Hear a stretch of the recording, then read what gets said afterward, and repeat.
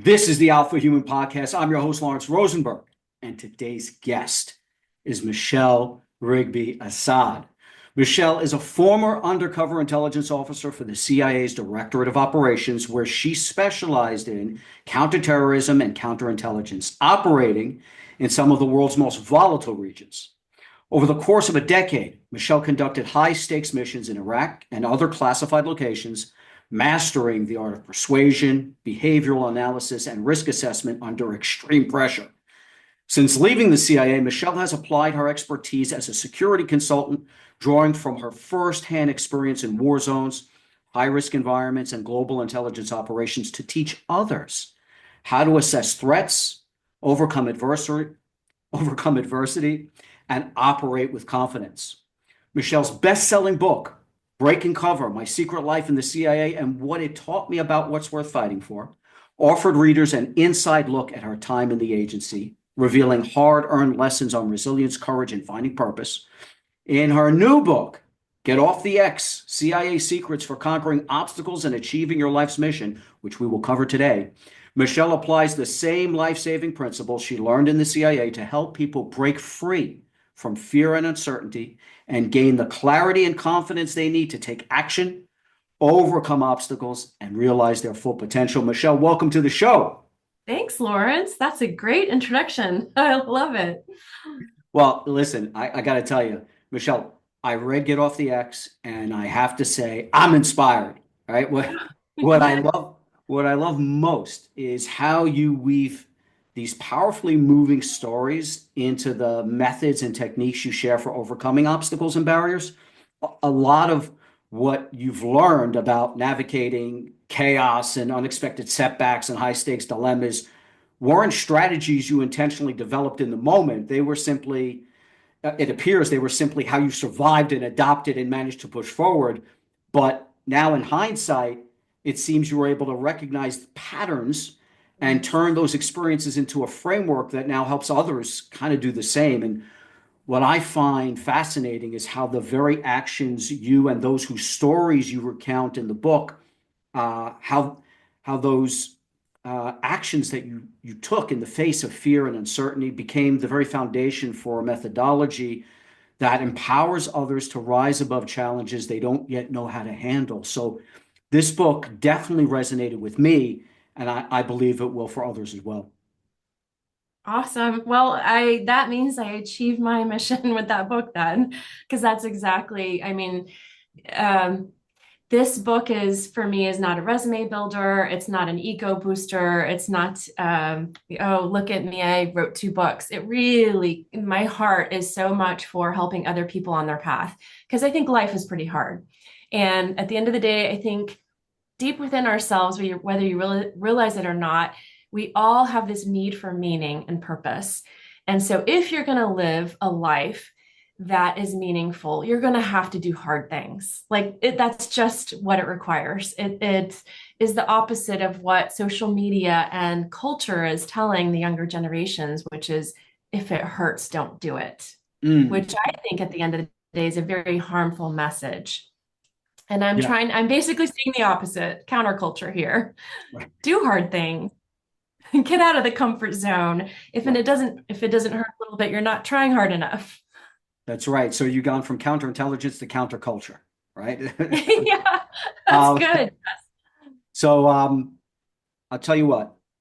It's I guess for those that haven't read your first book, Breaking Cover, or even the new one, Get Off the X, maybe a great way to start would be love maybe an encapsulation for our audience of how you found your way to the CIA, right? Was it a career, was a career as a spy something that you had set your mind on from an early age? Were you recruited out of college? Did any of your family serve and you wanted to carry on the tradition? Like what was the impetus for this? How did it all come about?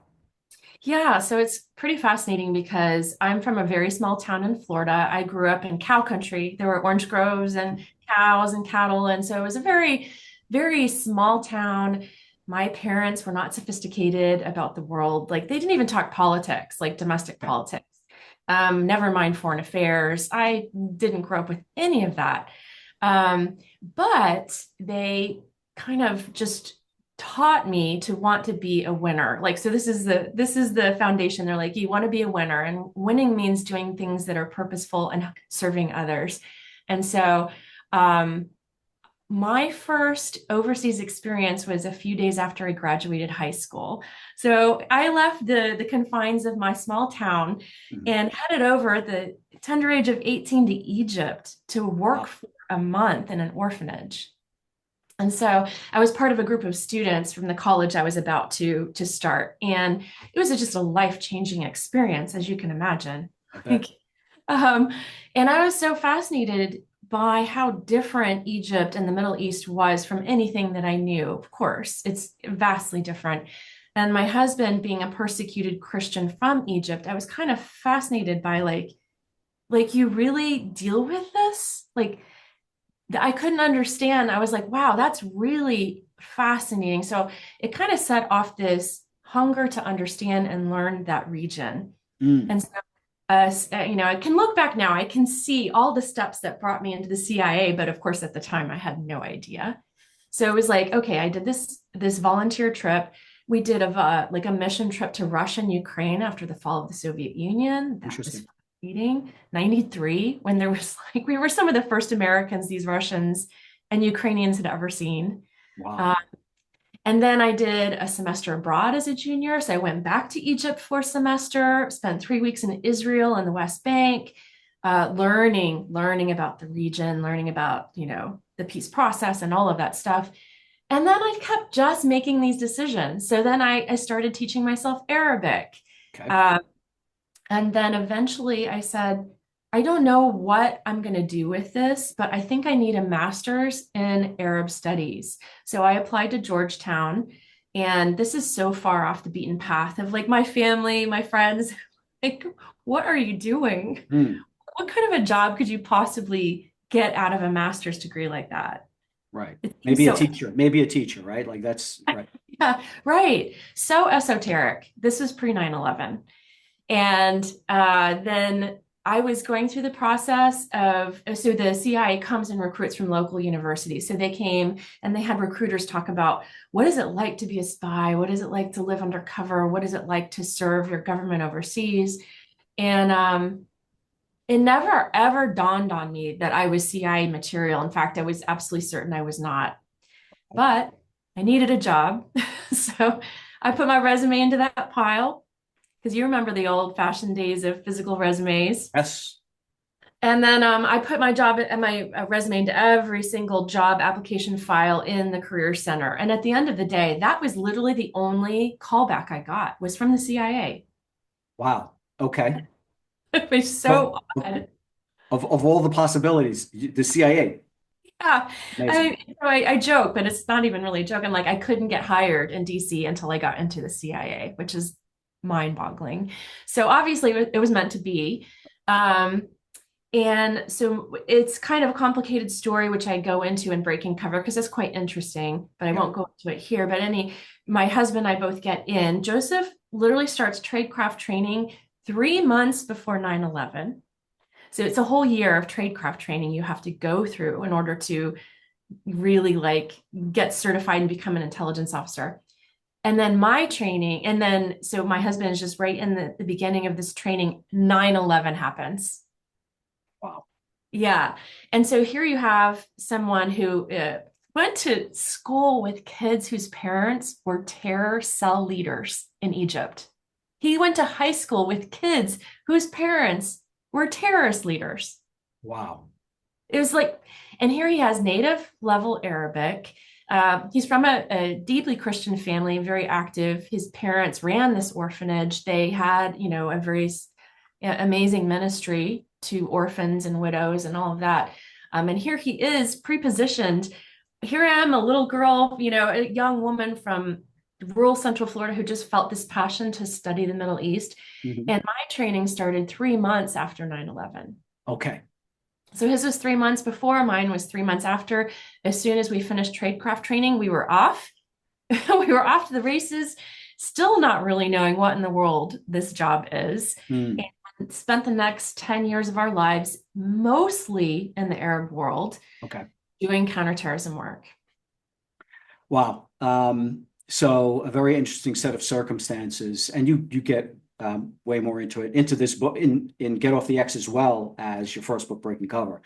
But really interesting set of circumstances that, as you note, you would have never assumed that that's where you would have ended up, or that would have been the career that you traveled. But it's been more than a decade now since you left the CIA and established yourself as a high-level consultant, Yeah. successfully providing risk assessments and security advisory services for companies operating in the Middle East now. Yeah.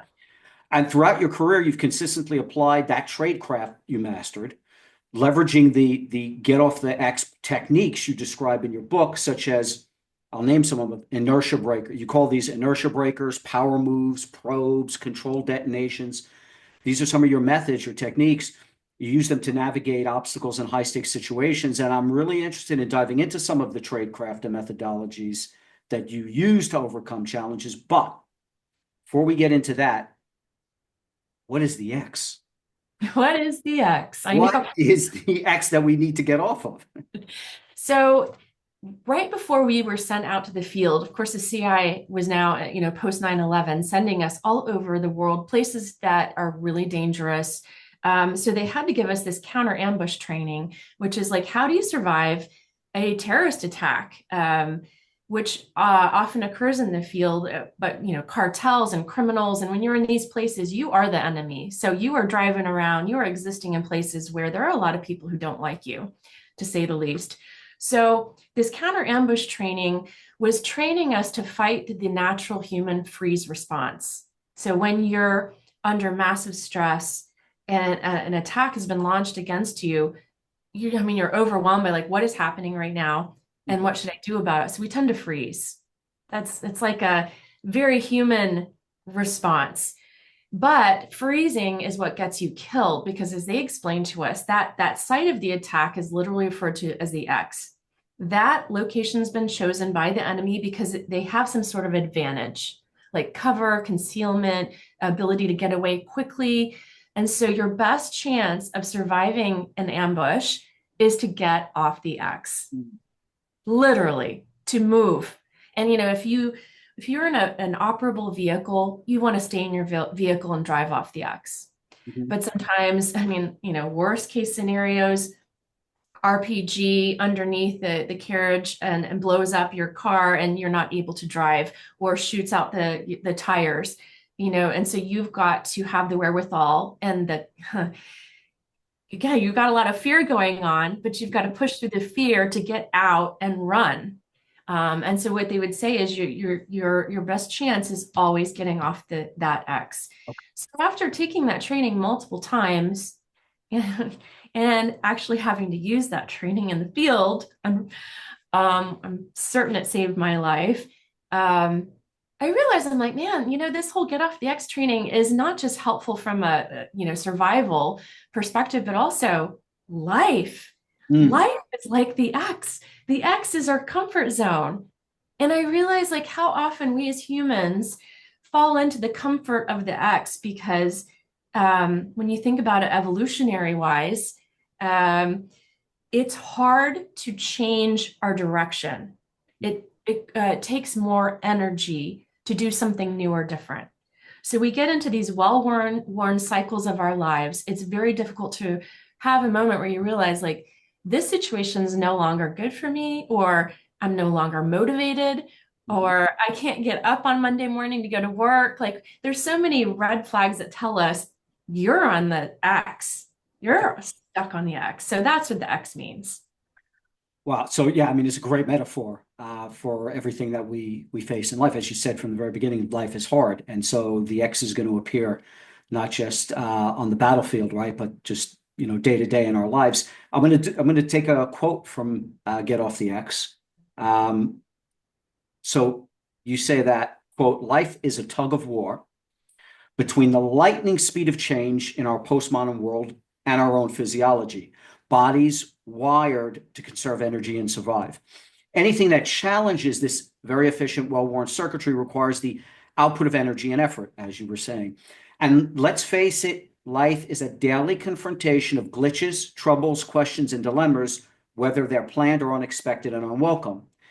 And then you go on to say, Michele, consider the possibility that the most difficult obstacle is not the circumstances, but how we respond to them. Can you elaborate on that? Because most people are going to look at it from the other perspective. No, the problem is the X.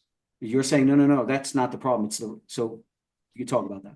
Yeah, this could be a very painful or super helpful revelation for people. So often we construct these false narratives in our heads about what we can and cannot do, or what is an obstacle in our path and what is actually not. Mm, And I realized that, and I'm not the first person to say this.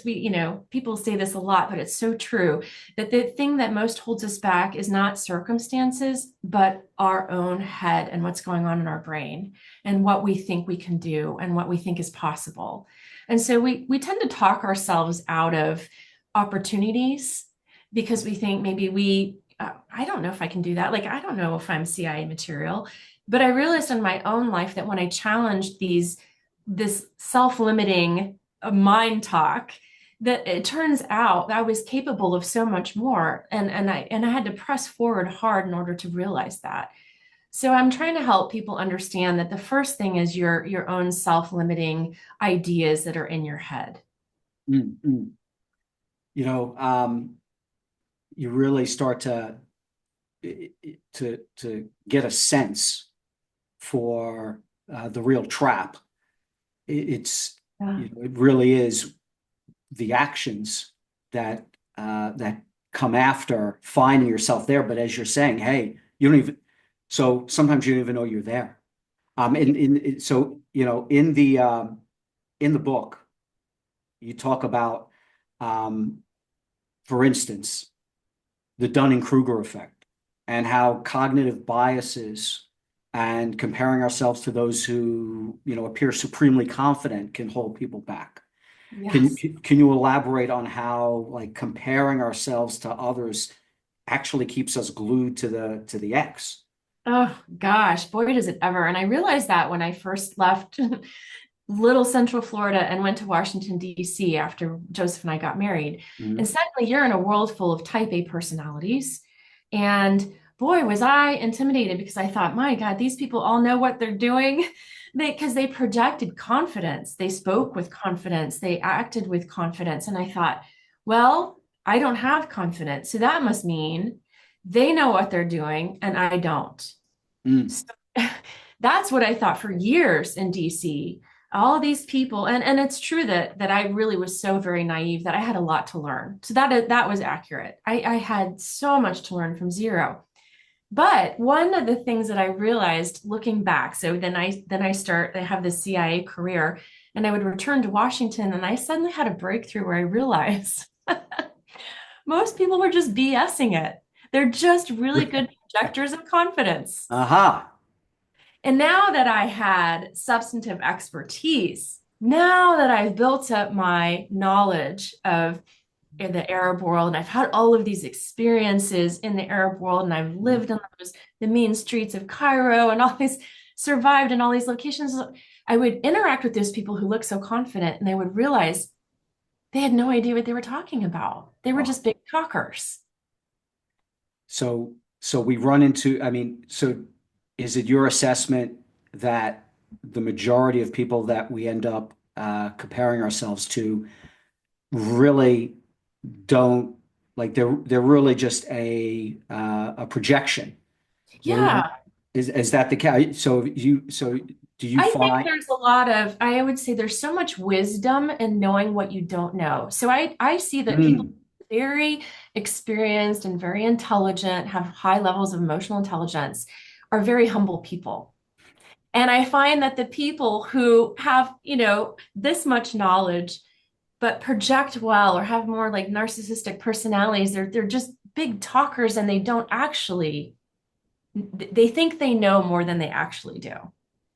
It's that's gonna interesting. no, go ahead. Yeah, yeah. It is. That's gonna give, I mean, that is a revelation or an epiphany, probably, for many people who find themselves kind of stuck on that X, not moving off because they think that, they're going to be they're competing against other individuals who are so much they have it all they have it all put together. Yeah. They look, they The dress the appearance of part. success, right? Yeah, Yeah. and it's very intimidating for most people. But I think you've unlocked something there, and people can use that as a litmus test. Is this individual or these individuals that you think, hey, I'm not as good as, so I shouldn't even try. Are they humble? Do they have humility?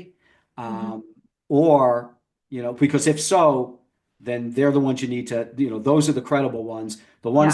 The ones that are really putting themselves out there, they're more, how does that go? Fake it till you make it kind of people. Yeah, yeah. And that's what I had to do. I actually had to, you grow up hearing that, but that's exactly what I had to do. So I entered the CIA with this massive imposter syndrome. Like, when are Mm, they gonna realize they hired the wrong person?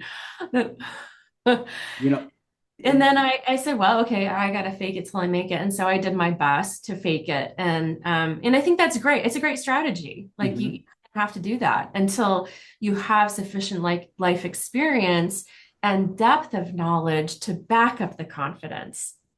But as you said, I think the secret ingredient there is, I mean, everyone has to show some confidence, otherwise you won't have the confidence of Yeah. others, of course. But I think the Yep. secret ingredient is what you just mentioned, which is, but there's strength and power in admitting what you don't know and Mhm. where you need help. And right, like that gives you a level of humility and actually underwrites a character that is genuine. Yes. And so people will place trust in you as opposed to, just seeing you as, again, someone who's just, talks a big game, so to speak, right? Absolutely. You hit the nail on the head. You've got me. You got it Okay. all. Yeah, that's exactly what I'm saying, trying to say in the book. Yeah. Um, Actually, now I'm just remembering the question I wanted to ask you just a second ago. So I was talking about, you gave me a sense that, there are a lot of people who just don't even recognize that they're on the X, that like that's a challenge in and of itself because um, you talk about that was it. You talk about the comfort zone. It, leads people to just sit on that X forever and they don't even know they're on the X. You describe how we don't just become comfortable with the trappings of life, but we can also acclimate to even to destructive, even chaotic environments, whether it's a toxic relationship, a dead-end career, or an unhealthy cycle of fear and complacency. What do you think separates those who recognize when they're on the X and take that action versus those who kind of stay stuck and adapt to Mhm. dysfunction? Ooh, that's a good question. What is the difference? I think that there are two ways of existing in the world. There is the person who is constantly questioning and pushing and wondering, and there are people who just kind of like, and I see those people being like in the driver's seat of their lives. Hmm. Then I see the other type of person is more like either they've been trained by their family or their circumstances to not challenge anything. Like, everybody just goes to work every day. Everybody's kind of miserable, but you just do it because you got to do it. Like, you're kind of trained into this mentality that you're in the passenger seat. Someone else is driving your car. And so you tend not to ask the questions. You tend not to recognize the red flags that you're on the X, or you've seen them and you've talked yourself out of it. Mm. And people are always asking me, how to identify red flags with if you're dealing with a liar or you're dealing with someone who's fabricating, but it's the same even in this situation. The red flags are almost always there for most people. Hmm. They've just gotten good at ignoring them. Yeah, yeah, that's a good point. We deceive ourselves Yeah. often. It's like you said. I mean, it's comfortable on the X sometimes, but that's the crazy thing at what we can get comfortable with. right? Yeah, Like right. you talk about in the book how you actually got comfortable, not that you were on the X, part of your job in working, I believe it was in the green zone in Iraq when you were stationed there, like literally all day long, bombs, sirens, explosions, gunfire, sirens going off that say, yeah, that signaled you need to get into the bomb shelter. And at first, like most, like you mentioned how new recruits couldn't deal with it. And like you were like, okay, I've been here long enough. This is like just another day. Yeah, it's the funniest thing.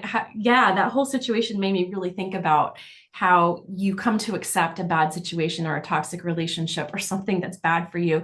Over time, you normalize it. Right. And so what you're talking about is just so funny because we were in a surge to Baghdad for a year, and it was during the worst part of the war. So it was '06 to '07. It was just a disaster. And when we first got there, things were not too bad in the sense of like we were in our ivory towers in the green zone, and so as long as we weren't going out into the red zone where regular Iraqis are dealing with ethnic cleansing, Mhm. we were pretty much fine. But then a couple months into that tour, the Shia militants got extra special training from the Iranians how to target via indirect fire missiles and rockets and get them into the green zone where they wanted them. So Mm. overnight, it kind of, well, over a couple of months, it kind of changed. So it kind of went from being fairly comfortable to, oh, wow. So now we're just getting shelled every afternoon. And so, but you adjust to it. You adjust to it over time. And then you go to the point like every morning was a car bomb. Like you literally get, and when I say car bomb, you feel it, it shakes your pod, you smell the burning, whatever, and you think, oh my God, dozens of people just died. Dozens of innocent people just lost their lives. And then every afternoon we got rocketed, rocketed, rocketed. And through the night, as you were trying to sleep, you heard somebody else getting rocketed and getting pounded. And you just, okay, but you got to exist. You got to do your job. So you keep going. And then these poor short-term CIA employees who would come for like a couple weeks or even a month or so, they would just get dropped into this crazy war zone. And like, what the heck is going on here? And we're like, they're like, how are you living like this? Right. And we're like, I mean, I guess we just kind of adjusted to it. But that person who was suddenly just dropped into that, kettle of boiling water was like, oh, heck no, like, what the heck? So I realized, my goodness, we can so adjust to the rising temperatures, like they say, the frogs in boiling water, Mhm. and not realize that we're in a terribly bad relationship that's very destructive to us, or we're in a dead end job, or there's so many things. You fill in the blank, there's plenty Yes. of stuff you could fill that in with. It's not good for you anymore. Or your business has been, whose business has not been profoundly affected by global COVID, Hmm. Hmm. or the changing political environment right now. We're all dealing with change, and we're like, man, I've got to get off this X. I Yeah. have to do something different. Yeah. You know, there's a number of things you mentioned that will deter people from doing so. Um, because as you said, these circumstances either sneak up on you because the temperature goes up and up and up slowly, Mhm. such that we get used to it. Or one of your big ones is uncertainty and how Mhm. that's another trap that keeps people chained to the X. So you describe how uncertainty can keep someone stuck in two different ways. First, by making them feel lost in the search for their purpose, and second, by paralyzing them even when they know what their goals are, but they just don't know how to bring them to life. So how does someone get past self-doubt and indecision? So you have to change the message that's going on in your mind that you've been receiving from culture, which is leads us to believe that we have to, in order to confront uncertainty about our future, we have to find the next perfect move. Like you got to get all your ducks in a row. You have to know this is exactly what I'm going to do and where I'm going. Well, unfortunately, I wish it worked like that. And maybe for some people, occasionally it does. Hmm. But I would just say most of the time, it doesn't work like that. So if you have that in your head, I can't move forward until everything is perfectly laid out for me. It's just never going to happen. Mm. So it's I refer to it in the book as the imperfect start. Something is better than nothing. And I can take a very simple situation like working out. We often talk ourselves out of a workout because we don't have as much time as we normally do, or it's not the perfect circumstances. And I often say like, no, I just work out for 15 minutes, just do. And I often will tell my husband, it wasn't the best workout I ever had, but something is better than nothing. Because I think it's so interesting how the process of just the imperfect start, the imperfect next thing you can do leads you, is the vehicle that actually leads you to your place of purpose. Mm. So it's not the perfect, it's just something. And that sounds so weird, right? But it makes so much sense because you can do, like, anyone can do that. Anyone can do that, but we're caught up thinking that everything has to be a giant leap. Every Right. Because I mean, we're on social media, you're looking at your Instagram feed, and everyone there is they're 10 levels above. And how are you going to get there? You're going to just take one small, tiny little step. That's not going to get you anywhere. You got to take big, bold, giant leaps and actions. So I think everyone doesn't realize that it's okay. Oh, not even just okay, but that's generally how things work. So I always tell people to not worry too much about whether that next step is going to work or not. Like you'll find out, like either it works or it doesn't. You either enjoy it or you don't. It either is something that the door slams in your face or it doesn't. I just am not of the opinion that if that next step isn't perfect, you're going to fall off the face of the earth. Okay. Like something is unrecoverable. It's never unrecoverable. It just isn't. And so I think we need to get that fear out of our minds. Mm. Well, there you go. That's the right. Like there's uncertainty and there's fear. So, that's another major factor that keeps many bound to the X. And in your book, you discuss how focus can be the game changer in situations that are fraught with anxiety, and that focus can help us rewire the brain when fear holds us back. So I'll ask you, what is it? So if you're fearful to take that step, not uncertain, but actually you're scared. Yes. What is it we should seek to focus on when fear has us trapped on the X? So there's this really cool methodology we use in the CIA when we're planning an operation. And that is to consider all the things that could possibly go wrong. So I'm going to meet with my source clandestinely. What are all the ways in which this operation can go sideways? And you list them. Like you literally go, this could happen, this could, and you go through that. And they take us through this in training, all the what ifs, they call them. What if Okay. this happens? And then what you do is you essentially plan for them. Like, okay, if this happens, this is how I'll respond. If this happens, that's how I'll respond. Because we just assume something's going to go wrong because this is life. I mean, we just say like you can plan for 100 things that might go wrong in your operation, but then some stupid thing you didn't think of is going to happen. But that's okay. Because what you've done is you've limbered up your brain to consider the worst case possibilities. You've planned through them. So it's like you've already gotten your brain to the place like, oh, okay, I can adjust and I can be flexible. So what that does is it's like, okay, what if it doesn't work out? What's the worst thing that's going to happen to you? Now, once you go through those steps, Mhm. then you have to execute. And when you execute, you're kicking off on your operation. So you're getting in your car and you're about to drive your surveillance detection route Mhm. so that you can make this meeting with your secret source. You can't in that moment be concentrating on the 100 things that could go wrong because you've already done that. So your focus is simply to say, I've done all the planning, I can leave it behind. The people who fail are the people who keep their brain in that space of what could go wrong. What you have to do in that moment is say, like, I'm kicking off. I am just focused on the road in front of me to drive this predetermined route in order and look for surveillance. So I'm not thinking of all the things that could go wrong. I just tell myself, I've already done that. You've already prepared. So focus is literally like casting out all those extraneous things in the pursuit of the thing that's right in front of your face right now. Mm. So that's great advice, because no one ever does that.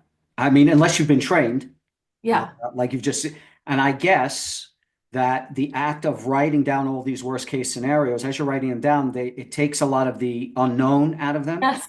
Yes. Is that right? Yes, that's right. Yep. Yeah. And it's funny because in one part of that, I'm telling you, one side of that coin is think of all the bad things. But then when you actually execute, do not think of any of the bad things. Right. You're just focused on the task. So you do it all, you like compartment those two activities basically. Yeah. No, And that's and the execution are compartmented. powerful. Powerful. Yeah.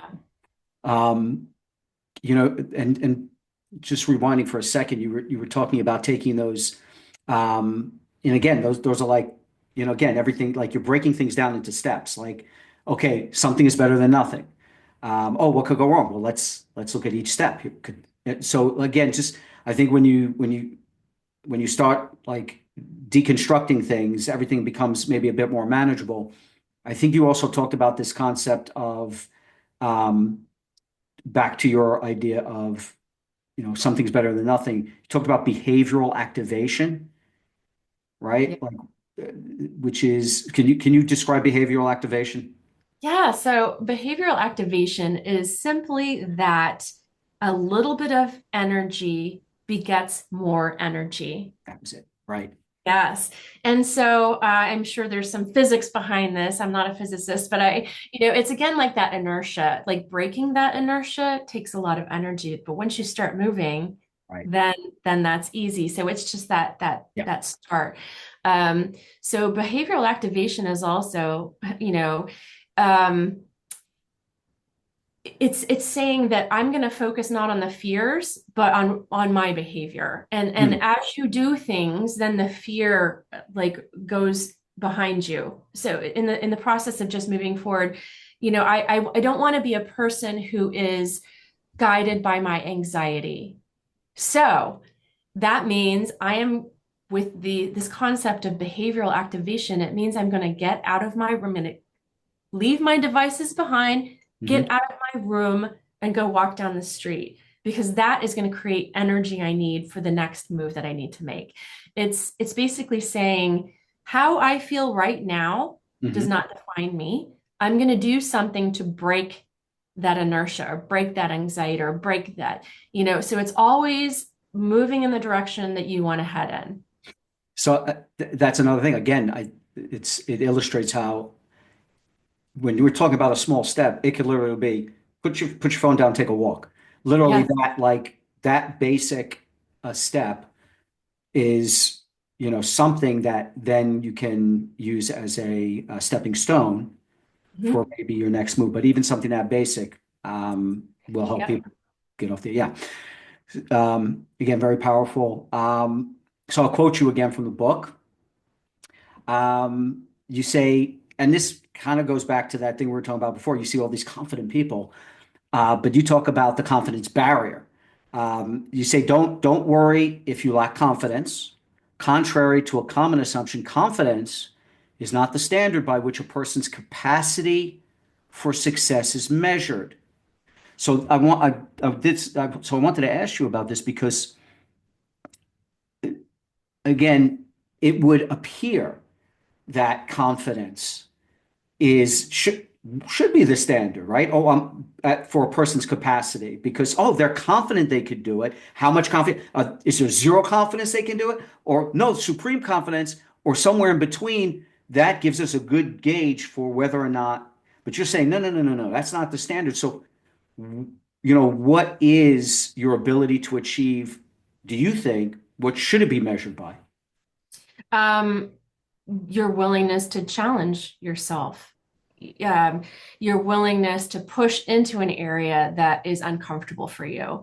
I mean, for me, that was I don't have confidence that I can be a good intelligence officer because I would have to deal with terrorists and insurgents, which are, by virtue of being a terrorist or insurgent, hold ideology that says, as a female, I am out of my league and should not be doing this work. Mhm. How in the world can I break through this barrier in order to be seen by that person as a professional intelligence officer whom Mhm. they should engage? Um, so for me, it was like, I don't know if I can do this, but man, I don't have the confidence, but Mhm. I have the willingness to put myself out there and place myself in these situations where I'm going to interact with these bad guys. And I'm going to test it. You know, it's one thing to project confidence, it's Mhm. one thing to do things. You Right. can talk a big talk, but are you actually walking the walk? Right. Right. Right.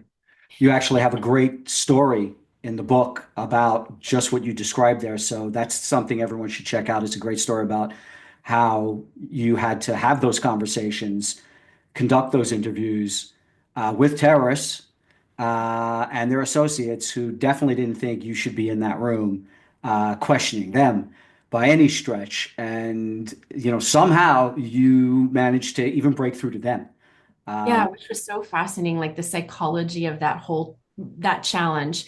And it may help to even say, like, it was so dangerous to work with the CIA because they were, they're bad guys, but they're actually turning on the other bad guys. So they're risking their life to meet with the CIA. right. At the end of the day, they're not trustworthy individuals. So you can never let your guard down. But you have to acknowledge that, like, they have to trust you with their secret information because if you misuse it, you could get them killed. I mean, Mhm. that was the problem. And it was happening. I mean, if anyone sniffed that you were a CIA source or spy, yeah, I mean, you just got your head chopped off. Right. And questions were not asked. You just like threw you in a ditch. So, I had this enormous challenge. Like, how am I going to get this guy to see me as an intelligent intelligence officer, someone who knows what I'm doing, someone who knows the region, someone who's been traveling in the region and studying it. And so at the end of the day, what I realized, like, not only was I really good at that, it turns out, who knew, I'm amazing at dealing with bad guys. It's such a strange thing to say. Like, I'm really good at it because I have high levels of emotional intelligence and I spent so many years of my life trying to understand the ins and the outs of Arab world and culture in different countries and asking my husband, peppering him with 1,000 questions. And so at the end of the day, it's like you may not have confidence, but if you are full of a sense of adventure and you want to learn, you're going to find out you can do all kinds of things that you didn't know were possible. So I always say, you can talk a good game, but are you actually getting out in the world and doing something? That's what Right. I want to see, you know? Yeah. You know, Speaking of having to, I guess, probe people with and having the emotional intelligence to do so, you also kind of have to, as you talk about, probe uh, your opportunities, your situation, this is again something you talk about, and it's one of your methods, the probe, the foundation of your kind of get off the X trade craft is the Yep. probe. Because you say that inertia breakers get you started, Yep. and because so someone takes a small step, Yep. right? They take a few small steps, and now their energy is begetting more energy, is begetting more energy. And then you say, and the probe keeps you engaged until you find your path. Help us understand the probe methodology. Yeah. So again, taking my life as an example, I go to DC, I have no idea what I'm supposed to do with my life. I've got an undergraduate degree in political science. That's it. Don't know anything else. So, I was working at an international relief and development organization, a really large one in DC. Yeah. And I thought, this is cool work, like humanitarian assistance, like that is amazing. And I got into that organization. I looked around me, I'm like, whoa. um, so this is what it takes to do this work. And I would try various roles in that organization. And oh my gosh, Lawrence, I was terrible. Like there were certain things I could not understand. There were certain things I could not do. And I was like, okay, that's super frustrating. But I also realized, okay, check, I can't do that. Mm, I don't want to do that job. I'm not good at that job. I don't have what it takes to do that job. I tried it. I sucked at it. So there's so much wisdom. And so the probe, I probed it, didn't work, didn't like it. I tried, I was looking at public health degrees and I was like, let's look at that. So I talked to, 50 people about public health degree. And at the end of the day, I was like, that's not me. You just keep probing, you keep asking questions. I'm like, pretend you're an intelligence officer and you're collecting intelligence about your future. You put your resume out there, you talk to people, you probe, you ask questions, you go different places, you put yourself out there. Some doors are going to close during the probe. mhm. It's going to feel awful, but that's okay, because eventually you get to where you're supposed to go. I'm just such a big believer in an overall purpose of your life. Like there is a plan for your life. If it's a closed door, then at the end of the day, thank God you did not want to go down that road. If I had gotten one of 50 jobs I had applied to in DC, I wouldn't have become a CIA intelligence officer. So the probe can be a painful time as you try multiple routes and they don't work. And that's why you have to keep, like, you just have to have the confidence that it's not supposed to be easy. So if you think it's supposed to be easy, you'll quit Mm, before. If you are told by someone like me or someone in other books that you read that the process is hard and it often takes longer than you think it should, then you won't keep saying, is there something wrong with me? You're just like, this is the process. mm. And so I'm here, I'm here to say there's nothing wrong with you, that you have to keep pushing and probing until the right doors open. It's hard. Yeah, yeah, no question about it. Um, but you kind of have a way of making people realize or making people feel like, wait a second, I actually can do these things. Maybe. And again, it's because you're coming from a humble place where you've had to go through like every one of the things you're describing. It's not like you're outside looking in, right? You're describing essentially your life, and how you succeeded. Um, I'll give you another quote. Give you another quote from the book. So you say, perhaps instead, we've come up with both real and imagined excuses about the obstacles in our way: unequal opportunities, uneven resource distribution, injustice, and so on. The reality is that obstacles will always exist. So, do we make excuses and talk ourselves out of dreaming big, or do we talk ourselves into taking a leap of faith? So, Michelle, you talk about power moves, and I love this: front loading the pain when taking big leaps, when taking the big leaps, right? Because there's the small steps, but at some point you're going to have to take a leap. Yeah. Um, Yeah. can you walk us through the concepts? Like power, what's a power move? Front loading the pain, what does that mean? Yes. So power moves are different than the inertia breakers, where I'm like, just try, just get moving and then probe and then try anything. A power move is like, you know what? I'm going to apply to Georgetown University. Um, the power move is I'm going to apply to the CIA. For my sister, the power move was I'm going to apply to Google, which was, of course, like everyone's favorite company. Everyone wanted to work there. And I got into Georgetown, I got into the CIA, my sister got into Google. There were other power moves that I tried that didn't work. But I'm like, again, you go, what's the worst case scenario? I don't get hired. So, but I think we all have to kind of think, it's fun, think big, imagine what you possibly could be doing and like throw it out there in the world and see what happens. And front loading the pain, Front loading the pain. what's that Yes. all about? People are like front loading the pain. What's that? So I think that again, a lot of the younger generation, people in their 20s and 30s, are being fed this diet that if it's difficult, don't do it. If it hurts, quit. Like everything should be about living your best life here and now all the time. And I just disagree with that. I think that that's a very destructive way to live. Um, I tell people when you're in your 20s and 30s, especially before you have a family, this is your time to front load the pain and difficulty. This is when you should be doing all the hard stuff This is when you should be traveling and getting abroad and learning new things and probing. And like your job is to probe. That's your job. And but if you tell yourself, no, no, no, I'm going to take it easy. I'm just going to minimize difficulty in my life. Well, I just tell people you're going to either have difficulty now or later. Mm. And it's directly tied with how much you're willing to do hard things. So if you're willing to do that stuff early on and just front load it, then you're going to make it easier on your life later on. So essentially, it sounds terrible. I'm like, you're going to struggle one way or another. Are you going to struggle for good, or are you just going to struggle because like Mm. nothing good is happening and you've never tried?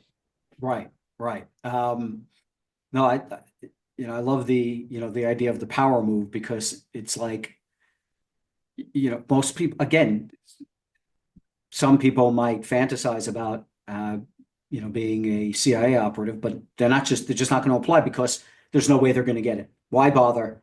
There's no way. No way I'm going to get hired by Google. No way that I'm going to be chosen for the lead in this part on this big play because I don't have the experience. I don't, but whatever the story you're telling yourself is, but you're like, you know, now's the time to do it when you can take all the rejection in the world and you can just get up, dust yourself off. Maybe it's a bit harder when you're 50, right? So Right. maybe try it when you're, 20, 30, so on. And of course, what you're also doing during that period of time is you're building your capacity. You Exactly. are, I feel like you have to always be learning. You always have to be, I said, if you want to get ahead in life, the secret sauce is to learn to do something really good that other people aren't doing. Mm, So maybe it's pretty, these days it's kind of cool to study the Middle East. Well, back when I was studying the Arab world, that was very, again, esoteric and strange and yeah. weird. Yes. But that turns out to be like, on September 12th, it was suddenly became the hottest skill set on the planet that you can operate in the Arab world. That's right. Um, so I'm always, building up your knowledge, your Mm, capacity, your education. These are the things like getting a generalist degree in international relations is not going to get you into the CIA. It's just not. And we have a lot of these college students that can't figure out what else to do, and so they just kind of default to the easiest degree. And we do this a lot in life. We tend to do that. But I'm always like, think differently. Think mm, about how you can develop yourself, how you can learn something new, how you can become an expert on something that's just a little bit different, but that's of great interest. mm. Right. Right. So like right now, everyone is, I got to learn about AI. That's the hot thing. I've got to learn all about AI. But there were people doing this 15 years ago when no one was like Yeah. really like talk. Now all of these people from 15 years ago, 10 years ago, they're in like they're sitting at the top of the mountain. So Yes. it's right. It's like, Yeah. well, what can you learn today that maybe isn't everyone's doing? I love this. I think that's a great idea. But also, yeah, I should also say that if you're making these moves when you're in your 20s and 30s, as you said, you're building your capacity so that when you're in your 50s, because you will inevitably need to do this again and again throughout your life. It's Yeah. just what life is. You'll have already built up the muscle memory to do these things because you probably don't want to start when you're 50, even though you can. But Right. it'd be great if you could build up these muscles sooner. But the good news is, I think you give a roadmap for how anyone at any time, at any stage of their life, no matter what the X, can apply these things and these methods, these techniques, and actually make it work. So that's the good news. Uh, Yeah. so controlled demolition. This is one of my favorite parts of the book. So I'll tell. So a quote from you, which is you say mindset is everything when you arrive at the base of an obstacle. Do you meet the obstacle with a surge of adrenaline or a surge of fear? Do you interpret obstacles as signs that you should turn back or as business as usual along the journey? Do you shrink back, apologize, or cower before an obstacle, or do you determine to find a way over, through, or around it? So I'd love for you to tell the story of your husband Joseph's power move in the Abu Walid case, Yeah. because That's a fascinating example of a controlled detonation. I love that story. If you could maybe tell that story. Yeah, so I have learned such a great lesson from my husband. There's a huge difference between a Middle East approach to conflict and an American approach. And the Middle East approach is to hit it head on, like just go after it. And I'm from the South, so we're all very genteel down here. We want to be really sweet about everything, and like Mhm, we tend to avoid confrontation, avoid obstacles if we can. mhm, Um, so these are two very different approaches. Well, so here we are in Baghdad, and the US government wants to pull out, but we're having to surge because the violence is just everywhere. It's hitting fever pitch. And so everyone was surged. And then at some point, the US administration was like, this is ridiculous. It just keeps getting worse and worse. What do we do about this? mhm. We need to find some way to get these guys to lay down their weapons. And so what do? You're going to try to talk, 20,000 young men to put their guns down or to stop making IEDs? Like that's going to take a long time. And so we started thinking, okay, here's this obstacle in the way. What is the obstacle? And Joseph's like, well, terror leadership. They're the ones telling everyone what to do. Mhm. What if we approach these terror leaders at the top or near the top in the top echelon of their leadership and lay out a case like just and it's so funny because we didn't even talk about what the case should be. It's just that maybe we can talk them out of continuing to attack us. So my husband's like, well, we know how to get to this particular terrorist leader. He had a source who had access to this guy. And he said, you know what? I think that there is some space here because Al Qaeda and all the foreign fighters are impinging on this nationalist insurgents power base in Iraq. And we had some indication there were relationship struggles between the groups. Could we capitalize on that? Mhm. And so my husband was like, why don't I call him? I'm like, what do you mean call him? Like pick up the phone and call the terrorist leader? Yeah. Okay. So, Joseph, we're like we're targeting these people using their phones. Like this is how we're finding them. And this is what was driving targeting operations in Okay. Afghanistan and Iraq. So, I mean, you got a phone, someone knows you're on the phone, a bomb can be dropped. It's that simple. Right. So, but Joseph's like, well, I should try. I'm like, are you serious though? He's like, what's the worst thing that can happen? The terrorists can hang up on me. It's not the worst thing in the world. And this So is he, and this is Abu Walid. Is that correct? yes, the Waleed, yes. We have to make up a And name for him. and this, Um, yeah, of course. That makes sense. And just to clarify, so one of the concerns is that, well, you know, if you it if they pick up the phone and you say, "Hi, I'm with the CIA," they're like, "Goodbye," because the bomb is coming, right? yeah. Like, Oh so yeah. so why would they even like, right? So that's the first issue. The second issue is that's too straightforward. That's too simple. Who would ever Right. How who's would that ever work? right? Yeah. Okay, okay. Too straightforward, too simple. Like that's just ridiculous. I mean, I remember thinking there's just no way. And I think Joseph's like, why not? Like he's an And no, Arab. but that's what everyone else was thinking the same thing, right? They Oh were like, "No, yeah. that's not going to work." Yeah. And I love that he was just like, here's my obstacle. I'm just going to try. Like, why not try to just do this? Okay. So we found the phone number. He worked himself up, made this phone call, and Walid answers the phone. My husband uses a fake name and says, I'm so and so. I am with American intelligence in the Green Zone, and we would like to talk to you about uh, not fighting us. And he was like, how did you get my number? And just like, we have ways. And he's like, oh, click Right, and hangs up. And then we're like, that pretty much went how we thought it was going to go. right. Again, if you think back to the imperfect start, some things are not going to work, but you don't know how the energy that you created might create an opening in a way you might not perceive. mm. Okay, so it didn't work, but you don't know what else is going to happen. So anyway, that phone not only goes away, I mean, like he killed that phone. He was so scared he was about to be targeted and lose his life. That phone disappeared.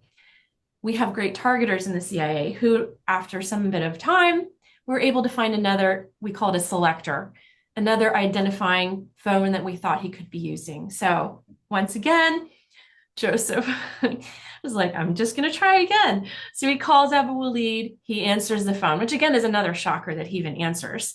And and he's like, Abu Walid, this is, I can't remember what name he used with him or what I put in the book. And he's like, all right, please don't hang up.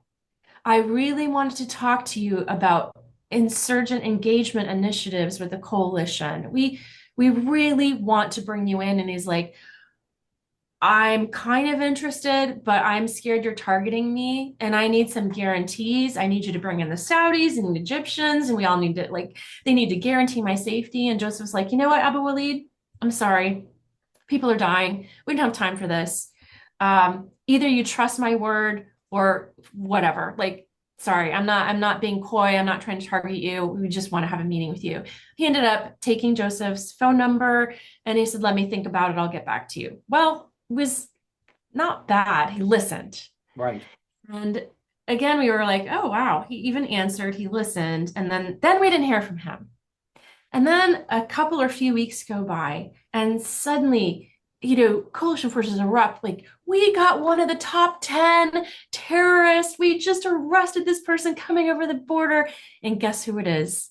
Abu Walid. Of course. And so these are the things, again, imperfect starts, the hang up, the half of a phone call. What's it going to achieve? You don't know. This is why you have to try. Because next thing you know, Joseph's on a helicopter, getting whirled to the detainee center where they're now holding one of Iraq's top 10 terrorists that they just arrested. And he gets in front of this guy, Abu Walid, and he lays out a very simple, straightforward, but very clever argument. You think we're the enemy. We're not your enemy. Iran is your enemy. And goes through this, like, we want to pull out. You're actually making it harder for us to pull out. Here you are, like, we're defending Iraqi Sunnis.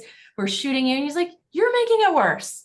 And, and you guys are losing people, and your real problem is Iran. And at the end of this speech that Joseph put together on the fly, that was so simple but so powerful, he goes, I'm convinced. I'm convinced. He uses this kind of Arabic phrase that Joseph was like, it is such a strong Arabic phrase. It's like, I'm not doubting. Whatever you're saying, I am bought into it. Like, yes, I believe what you're saying is true. And this kicked off this incredible insurgent initiative where this man basically was in a position of power where he could tell, the 20,000 fighters were going to stop fighting these people. And this just created this incredible opening for us to have this space that we could eventually pull out without, so many more people dying in the process, like ended up having it happening in Afghanistan, which was a whole different disaster. But what I learned from that was I tend to dance around or try to avoid obstacles. And sometimes the best way to hit these obstacles in our past is to literally hit them head on. Controlled detonation. Just go straight to the source. Powerful. And for me, it's not my natural inclination. It's something that I have to remind myself to do. It's something I've had to learn. And so I put that in the book because I just think it's really a powerful way to meet difficulties. Yeah. I love, I have to say, there's a lot of great stories in this book. I love that one because again, it really illustrates your point so well. So I guess all of us tend to overcomplicate the solution. And many times, unexpectedly so, the solution is pretty simple. It's a straightforward, simple, direct hit, right? Like no one thought David was going to take down the giant with the right? Yes. With the sling and the rock. So yeah, it's brilliant. I love it. Thank you for sharing that story. So, okay, the next thing I wanted to ask you about is the in-betweens. So you also talk a lot about the state of being in between, and I think this is probably the most, you talk about inertia, I mean, this is probably the most painful thing. So like for example, the in-betweens, the period of time that you experienced between the rejection that you got for the analyst position you were hoping to get with the CIA, versus the offer you eventually get later on to serve in the CIA's Directorate of Operations, right? Then also the period of time between, like you said, there's a 7 year period between starting to write your first book, Breaking Cover, and actually getting a book deal. Like, so quote, this is from you in the book. You say, when I have looked back on those periods of my life, when I applied every methodology for getting off the X, but still found myself in the in-betweens, hindsight has revealed some incredible truths, specific reasons why I had to wait for certain opportunities to open up. What if, for all of us, the dreaded in-betweens aren't punishments or failures, but critical way stations? Explain that. Yeah, so there are some of us whose paths are just extra hard and extra unclear. And you really have. You've read the books, you've taken the methodologies, you've applied them to your life, and still it's like, my God, I'm still not sure. Like this door has still not opened. Like what? I call on the dreaded in-betweens because they are just some of the worst feelings that you have in those moments and in those periods of time where you feel like a loser. You feel like something's wrong with me, like other people are getting ahead. Why is it so hard for me? It's hard not to doubt yourself. Mm. And again, the benefit of hindsight is that you can look back and realize, oh my gosh, during this period of time when I was just so much flooded with insecurity and doubt and like, I can't understand why this is happening to me. I did not know that things were paused because there was a door I was to walk through that wasn't quite ready yet. And I'm like, oh my gosh, I thought this was the worst thing. And in fact, I didn't realize that I was being set up for success. So if that's the truth, then I have to, for my own self and for others, call it something for the dreaded in-betweens. Let's give it a name. We can now define this period of time when you've tried everything and it's not working. If we Mhm. can define it, that's like super helpful right there. And then my message to people is that you've got to somehow survive that period. And by survival, I mean don't give up the wait and don't give up the hope. It's basically persevering through the nothingness, Mhm. which is really hard.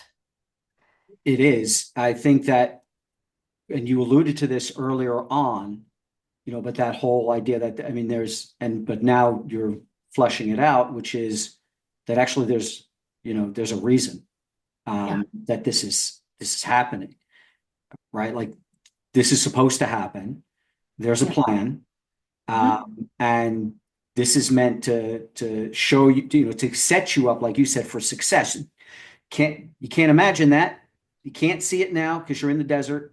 You have no idea, but what you're going to find is that actually this in between time was meant to be, and there's a reason. And so that makes, if people can understand that, if they can appreciate that, which I can, especially after reading your book, that gives a whole new perspective on that in between time. It gives it a whole new definition, and it's maybe takes some of the sting out of it, right?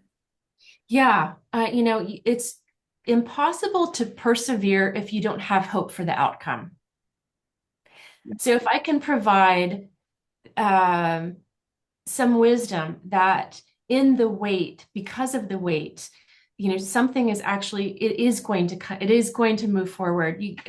Then I think that's really a salve to a lot of people's souls when they're in Mm. that period of time. And I'm like, whatever it is you need to do to survive that space, like do that. Be really extra good to yourself. whatever it is that brings you some modicum of peace or joy, or whether that's religion, whether that's your family, where that's really good friends, wherever that space is that gives you that foundational hope, you've got to immerse yourself in that, because it is very hard to get through those dark, dry Yeah. spaces that feel like a desert. And again, um, this isn't just a cute or clever way of giving people hope. You demonstrate examples in the book, stories, right? Some of your own, of what you actually mean by, hey, no, this has to happen. These Yeah. years or months, whatever they're going to be in the in-betweens, actually will set you up for success. They are important. It has to be, because that's how you get. And so again, it's not just a nice idea you're floating. It's the truth. What's great in the book is that you demonstrate that. So again, another very powerful way to look at the X. Okay, so moving on from the in-betweens, wanted to ask you about something I've noticed is a big commonality amongst, whether you're in well, the kind of intelligence work you did, counterintelligence. So whether it's CIA or FBI or special operators, SEALs, Green Berets, anyone in this strata, there seems to be there's an addiction to the lifestyle. Yeah. When when deciding to leave the CIA, both you and your husband Joseph were told, here's the quote, you say, you'll never feel such purpose again if you retire from agency work. You'll never have the kind of impact on the outside as you do here in the CIA. You go on to say that being exposed to the most cutting edge intelligence and carrying out secret operations gave most of us a high that was not easy to replace. Stopping terror attacks before they occur is a mission hard to replicate. So, again, I personally speak with many in the intelligence, the law enforcement, special operations communities who describe this exact thing, the intense pull of high risk, high stakes environments. And they talk about, and you allude to it as well, the adrenaline rush of those war zone missions, the sharp focus, presence of mind required for life or death decisions, and then the challenge of stepping away from that back to being a citizen, right? Like that, is that ever going to be, are you ever going to again be in a world where every move carries that kind of weight and purpose it did when you were with the CIA, or when you were in a war zone as a Green Beret, etc. So did you ever feel that addiction? And, how did you deal with walking away from that? Yeah.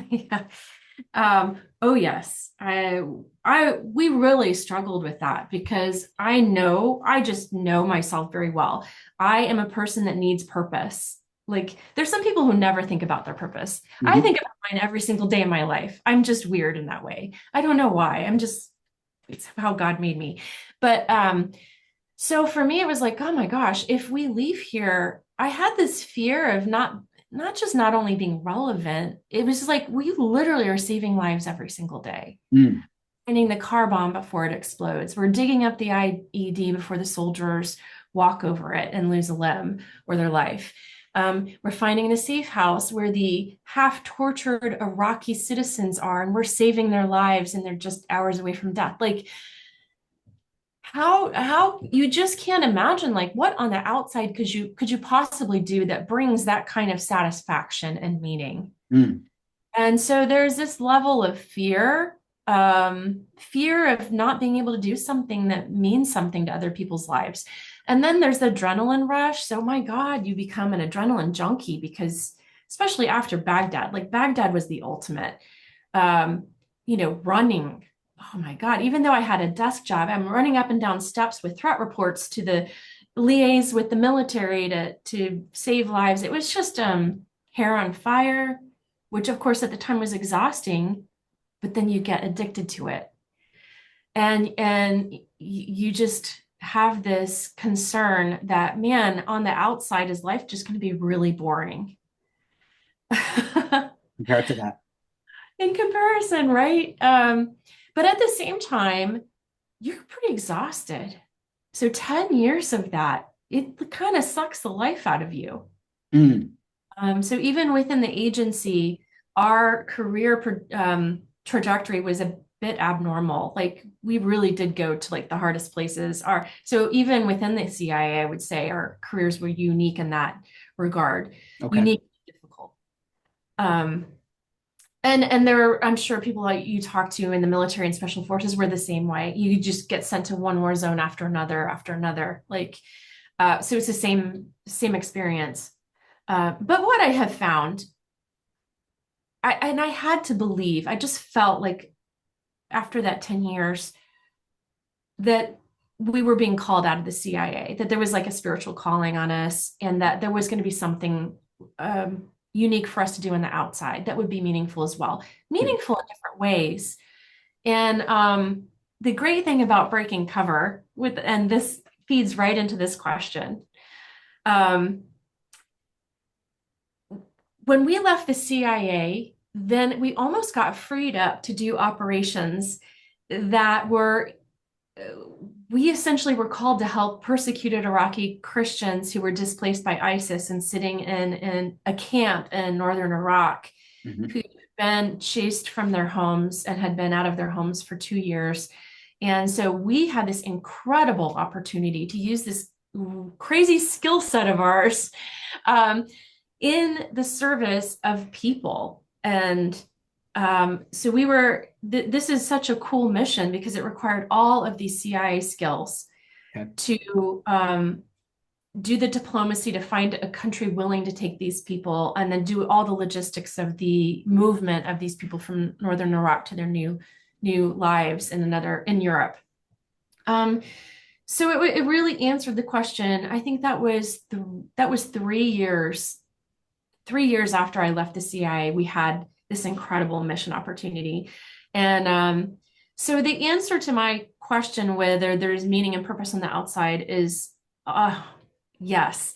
And then Okay. with these books, I get messages from people every day telling me how the book has changed their life, or the things that I wrote about were life changing for them.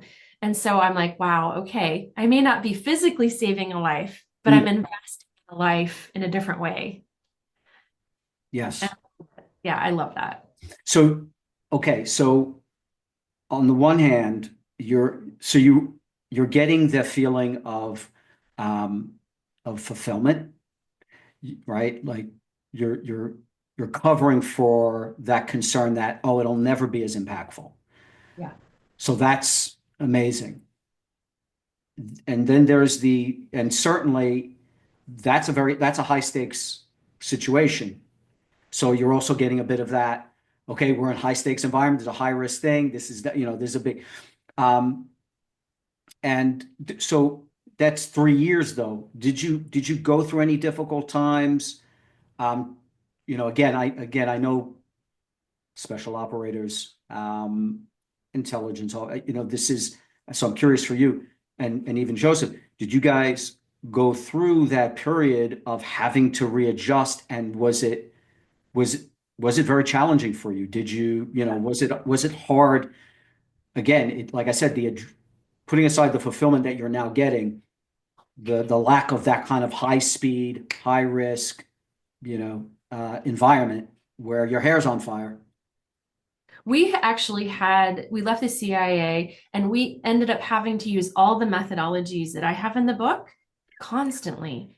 Okay. I mean, this is how we hone them, because you don't know what you can do on the outside. You don't know what anyone would actually pay you to do. You don't know what you're worth. Like, so the amount of time that we spent probing opportunities, probing different projects, pitching projects, coming up with ideas. I can't tell you how many ideas we pitched. Oh, dozens. And I thought they were amazing ideas. Like, this is totally going to work. And reject, reject, reject, reject. And so that's part of the process. So is it painful? Yes. I swear there's nothing in my life that has ever come easy. Everything's been a hike up the mountain. Pushing a boulder up the mountain, in fact, not just a hike. Just like everything's been hard. That's why I feel like, because I have this PhD in perseverance, I can write these books because they are the fruit of my experience of having to work so hard to find the next thing. And so our career, since we left the CIA, we've been out for 13 years now, Okay. has morphed. So what we thought we were going to be doing initially when we got out has morphed and changed and over time. And now we're actually doing something slightly different that we didn't anticipate. So Joseph and I help negotiate settlements between business people and Middle Eastern companies and countries because there's a lot of business in the Middle East. It's high stakes business, and because it's a very opaque business environment, people get into a lot of trouble. So Mm-hmm. we're usually called in when things go awry, and diplomacy is needed to engage senior government officials in those countries. And I never imagined that we'd be doing it quite like that. Mm. It was really just trying this and trying that, and that didn't work. Well, let's try this. And just constant. But it's still high stakes. It sounds like it's still high stakes, That's right? true. It's not. It's not going to be any anything too casual, too demure. You're going to find a way to scratch that itch and to have that excitement along with it being fulfilling, which is again one of the hardest things when you transition out of that kind of career, Yeah. and then coming back to civilian life. Sitting at what are you going to do? You're going to sit in a cubicle at a company, what? Right? It's like that blows people's minds up. So, okay, excellent. So two more questions for you. Michele, you've been very generous with your time. I love this conversation. Probably ask you 20 more questions.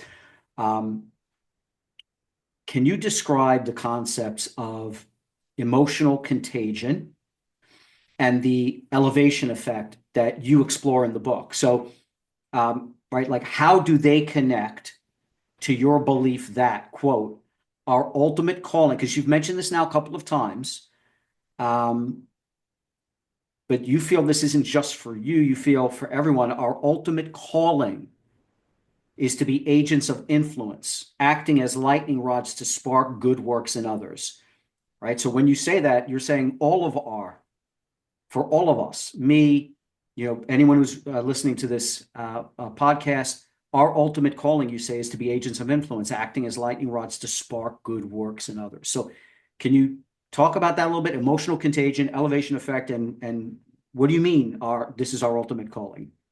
Yeah, so I think that if you follow culture and cultural ideas of self-actualization, I think that's why we're drowning in anxiety. I mean, it's just generations of anxiety. A lot of young people are taking their lives at really young ages. And I think it's because we have told them that the most important thing is the self, and and that everything should be set up to be easy and great in your life and comfortable. Hmm. And I think it's killing us.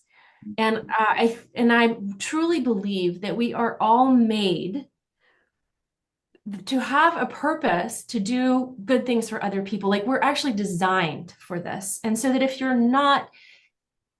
don't have an opportunity to serve other people, you have an emptiness. And so what I love about the elevation effect is that when someone sees you doing something good and helping someone else out, it encourages them to also get involved. So I don't know if you've ever seen like one time I saw, someone trip and fall in the street, and everyone kind of just uncomfortably looked at that person like, "Oh, ouch, ooh, that's terrible," and you kind of like shrink back, like I'm kind of embarrassed on their behalf. And then one person jumps in to help them off the ground. Do you notice how after the one person jumps, then like 10 more people jump in to try to help? Yes. At its core, that's the elevation effect. Mm. So that's why I talk a lot about it's not, you don't want to toot your own horn. That's not what it's about. Not like, look at me, I'm doing something great for someone. That is not it. It's just saying that when other people see you doing something for the community, it makes them want to be involved too and do good because of the joy that it brings you and the satisfaction it brings you. And so we often hear how about contagion and the most negative sense of Yes. that, like COVID, contagion, it runs through the population, destroys everything as it goes. But how a positive type contagion can do the opposite. And so I basically, I make a call in the book. Like if you learn how to get off the X, then now your job becomes to become an agent of influence in someone else's life. So if you can help someone even just recognize that they're sitting on the X, they may not know it, or they might know it and be too timid to do anything about it. And if you're able to get them to recognize, like, you were made for more than this, that that changes a life. And investing in building someone up or giving them the tools to get off their X is not only life changing for them, but then if they become an agent of influence, it's like this cascading effect. And I think that's what I'm shooting for with this book, a cascading effect. Yeah, amazing, amazing. So this kind of leads me into my last question, uh, because this idea that you've just expressed, along with, um, so I'll quote you.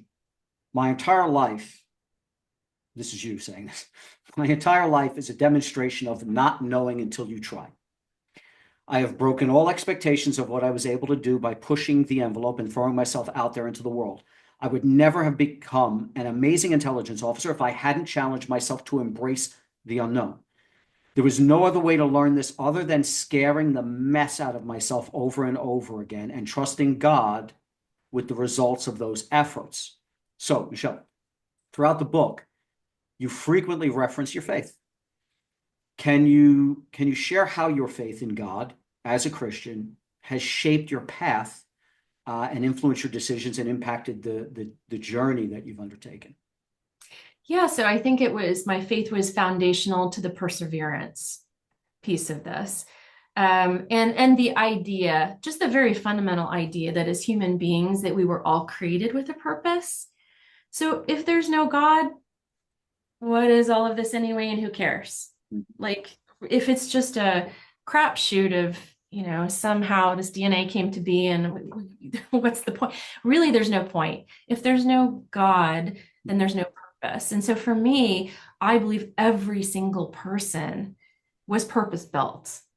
And the great adventure of my life has been figuring that purpose out. And it's not even, sometimes I just wonder if the journey is the point, like somehow that builds us up and we learn so much in that journey.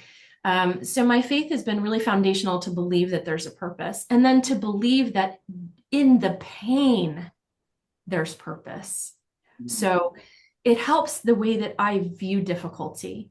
And if you can get past like, if it hurts, quit. And if you can have a different perspective, and the perspective is, it is going to hurt and you cannot quit. You gotta keep going to the other side. That is what has helped me to not give up in times of trouble. That helps me when I wake up in Baghdad and one of our Iraqi colleagues was tortured to death, and they had just found her tortured body. And you see photographs, and you hear the details, and you cry, and you think, my God, what are we doing here? I don't know that I can get up another day in Baghdad. I don't want to be here anymore. I just want to be home. And this is really hard. But you're like, somehow something good will come of this difficulty. And it's hard to understand that in the middle of it. But then when I can look back, and now I have these lessons that I am sharing with other people that I couldn't have learned any other way but going through the difficult times. That's why my faith has been so foundational for that push forward. Yeah, I mean, you've and by the way, you describe exactly what happened to that poor person in the book, and it's really graphic. The rest of the book, like that, almost comes out of place in your book because you're all of a sudden you describe what happened to this it's a colleague, I guess, and it's horrible. So yeah, I can just imagine, what the heck are we doing here? How do we like so? And what you've been kind of alluding to here, in no uncertain terms, so not even alluding to, but just really laying it out, like that emotional contagion, that positive wave that if you get off the X, then you have a purpose now to be a change agent in other people's lives, to be a lightning rod to spark good works in others, right? Like those are the two fundamental commandments of Christ, right? Like to number one, of course, love God with all your heart, soul, mind, and strength, and number two, love your fellow man as you love yourself.